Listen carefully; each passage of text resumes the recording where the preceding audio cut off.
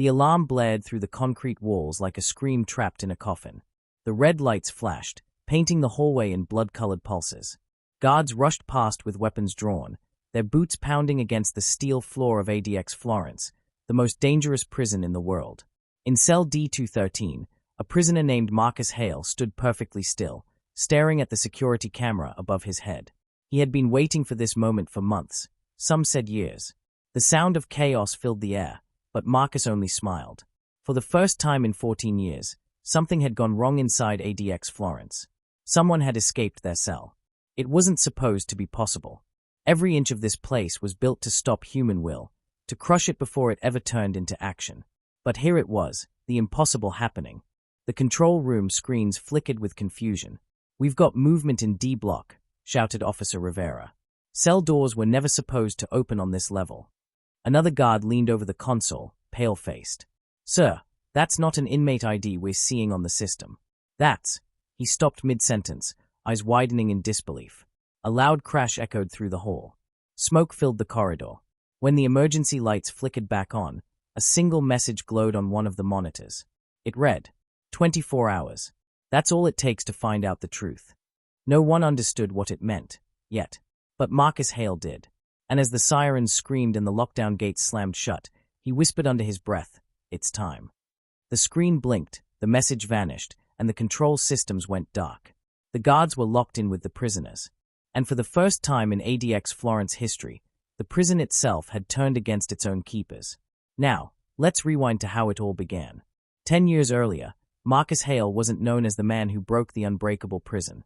He was known as the Ghost of Denver, a former military intelligence officer turned criminal mastermind. Marcus had been convicted of multiple counts of espionage, sabotage, and conspiracy against the U.S. government. But the truth was murkier than that. He claimed he'd been framed after discovering something he wasn't supposed to see during his time in covert operations. Something about ADX Florence itself. When Marcus was transferred there, he realized the prison wasn't just a place to hold dangerous men, it was a place to bury secrets. People who knew too much ended up in ADX. Not just terrorists and serial killers, but ex-officials, whistleblowers, and agents who had seen things the public would never believe. At first, Marcus followed the same routine as everyone else. He woke at 5 a.m. to the clanging sound of the steel door sliding open. He had 1 hour of exercise a day in a small, concrete pit they called the yard, no bigger than a parking space. Meals were passed through a slot in the door. His only company was the sound of his own heartbeat and the faint humming of the ventilation system. Days bled into weeks, and weeks into years. But Marcus never lost focus. Every sound, every flicker of the light, every second of silence, he studied it. ADX Florence was designed to break minds, but Marcus used the isolation to sharpen his. He began to notice things, patterns in the sound of the air vents, timing of guard patrols, and strange noises coming from the restricted wing, Cell Block X. He had asked about it once, casually, when a guard named John Keller slid his dinner tray through the slot. "Hey, what's in Cell Block X?" he asked. Keller just laughed. "Nobody goes in there. Not even us. That's where they keep the ones who stopped existing." The phrase haunted Marcus. The ones who stopped existing. Over time, he started hearing whispers through the walls, voices that weren't supposed to be there. Men who had been moved, disappeared, or gone silent forever. Marcus began to think maybe there was more beneath the prison, something hidden, something built into the foundation of ADX Florence that no one was meant to find. And then came the night when the lights went out. It started with a hum. Marcus lay on his bed staring at the ceiling when the power flickered once, twice, then the cell went dark. A mechanical clank echoed from the vents, and for the first time in 10 years, his cell door clicked open. He didn't move right away. It had to be a mistake, or a test. But when he peeked outside, the hallway was empty. No guards. No sound. Just the red glow of the emergency light. He took a cautious step out. That was when he heard the voice. "You don't have much time," it said, calm and low. Marcus froze. The sound was coming from the intercom, though it wasn't a guard. "Follow the red lights. They'll show you what you've been looking for." Marcus's heart raced. He should have gone back inside, shut the door, and waited for order to return. But he didn't. The curiosity that had kept him alive all these years now pulled him deeper into the unknown. He walked past cells that had always been locked, now standing open like mouths frozen in mid-scream. Prisoners whispered to each other in confusion. Some were laughing, others were praying. Then, from the end of the hall, Marcus saw it, an elevator that wasn't supposed to exist, half hidden behind a retractable panel. He pressed the button. It opened instantly. Inside, the floor buttons weren't labeled by floors, but by letters A, B, C, O, and one marked X. He hesitated for a moment before pressing it. The elevator doors closed. It began to descend. The sound was slow and mechanical, like gears grinding through decades of dust. When the doors opened again, the air was colder. The light was dim.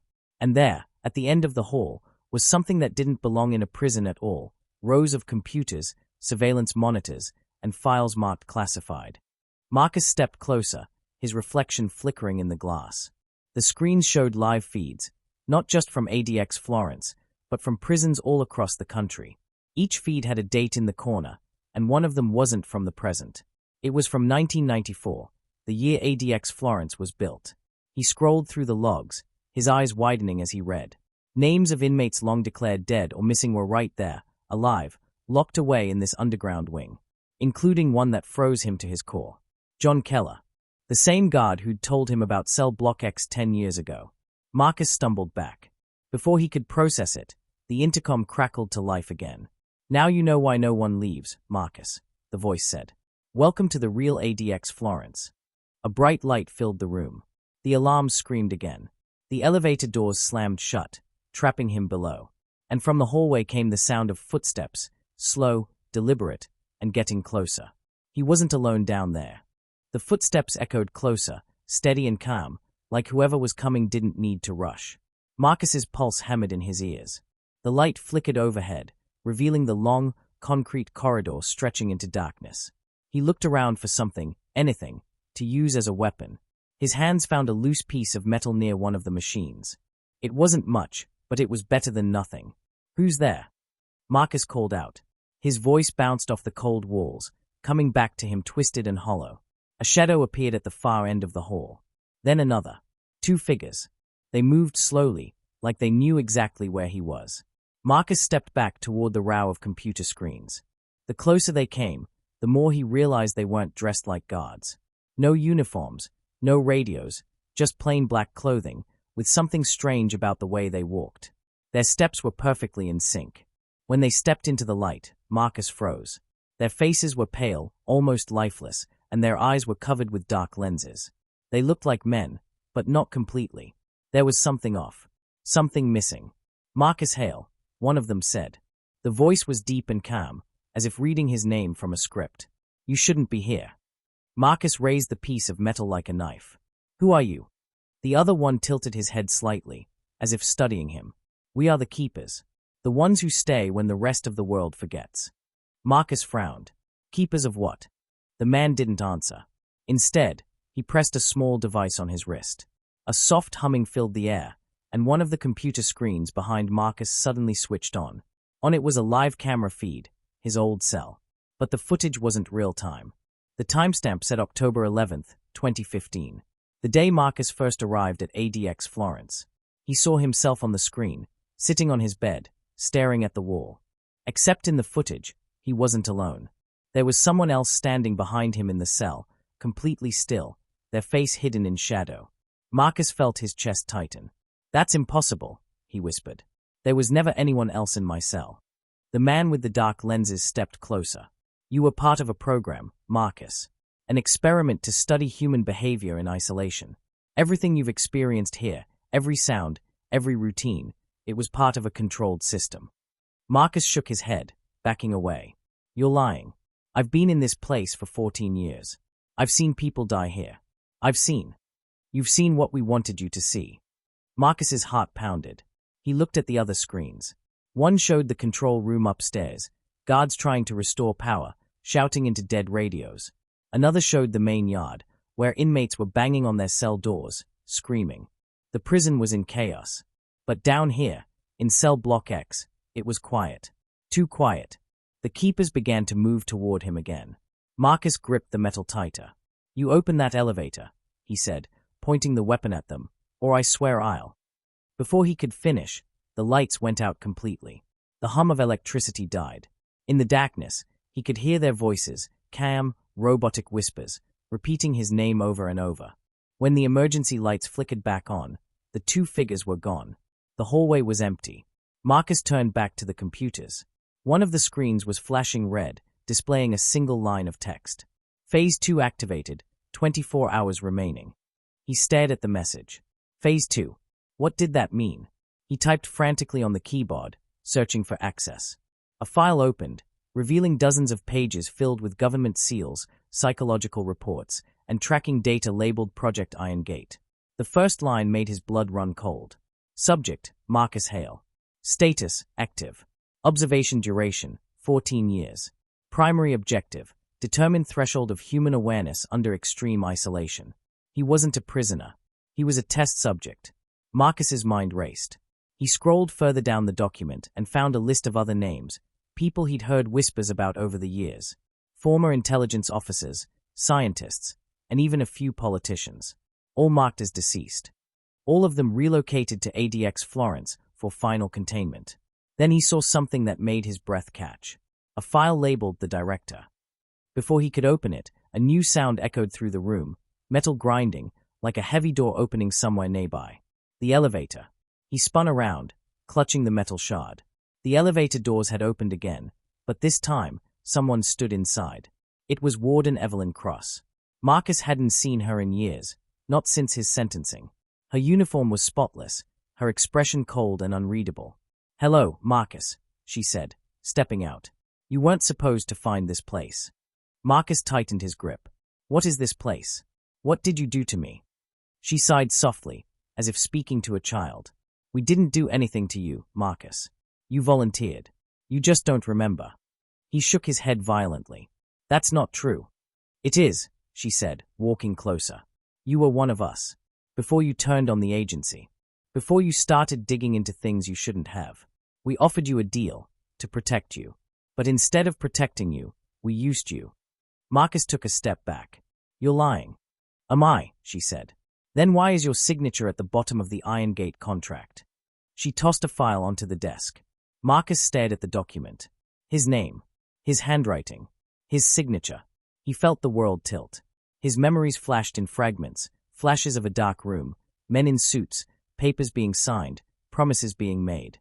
He remembered being told that he could help stop something terrible. That ADX Florence was more than a prison. It was a weapon. The warden stepped closer. "You helped build this place, Marcus. You helped design the systems that keep everyone inside. And now, you've triggered its final test." Marcus stumbled backward, his mind spinning. "Final test." She nodded. "We're shutting down ADX Florence. Every system, every wall, every lock. We need to see how it reacts when the control is gone. How far the prisoners will go when the order breaks." Marcus realized what she meant. The chaos upstairs, the alarms, the open doors, it was all part of the experiment. "You're testing them." Her eyes narrowed. "Not just them. You, too." Suddenly, a distant explosion shook the walls.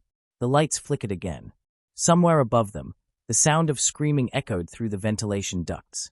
The warden looked up, calm as ever. "It's begun," she said. Marcus grabbed the file from the desk. "I'm not staying here," he snapped. "You won't make it out," she replied, stepping back toward the elevator. "This place doesn't let anyone leave, not even me." She pressed a button on her wrist, and before Marcus could stop her, the elevator doors closed, sealing her inside. The sound of machinery roared, and then silence. Marcus looked around, the red lights flashing again. The computer screens blinked, showing live feeds of prisoners breaking free from their cells, attacking guards, smashing cameras. The whole prison was collapsing into chaos. Then, a new voice came over the intercom. A voice Marcus had never heard before. "Attention all personnel. Containment breach in progress. Initiate lockdown sequence Gamma." He ran to the elevator, slamming his fists against the panel, but it didn't open. Behind him, sparks burst from the walls as systems started shutting down. And then, from one of the dark hallways, came a sound that made his blood run cold, a slow, scraping noise, followed by heavy breathing. Marcus turned slowly. A man was standing there in the shadows, covered in blood, his prison uniform torn and burned. His eyes glowed faintly red in the emergency light. Marcus knew that face. He'd seen it on one of the old case files. It was John Keller. the guard who'd disappeared 10 years ago. But Keller wasn't human anymore. "Welcome back, Marcus," he said, his voice low and distorted. "You're not the only one they experimented on."